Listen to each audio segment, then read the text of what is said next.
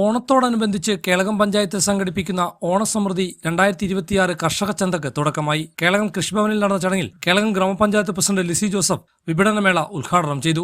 കൃഷിഭവന്റെ നേതൃത്വത്തിൽ 30% സബ്സിഡി നിരക്കിൽ ആളുകൾക്ക് സാധനങ്ങൾ കൊടുക്കുന്ന വിധത്തിലാണ് ചന്ത ക്രമീകരിക്കപ്പെട്ടിരിക്കുന്നത്. 10% അധിക വിലയിലാണ് മാർക്കറ്റിനേക്കാൾ കർഷകരുടെ അടുത്ത് നിന്ന് ഇവിടേക്ക് സാധനങ്ങൾ വാങ്ങുന്നത്.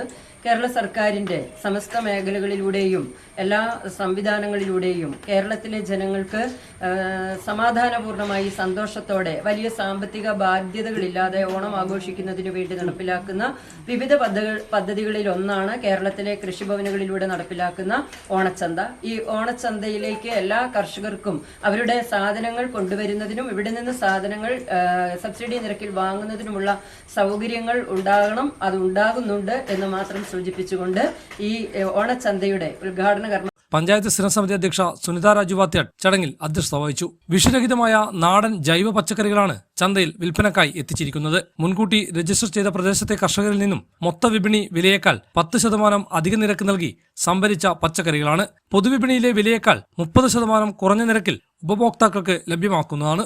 ഇന്ന് ആരംഭിച്ച കർഷക ചന്ത ഈ മാസം 28 വരെ തുടരും.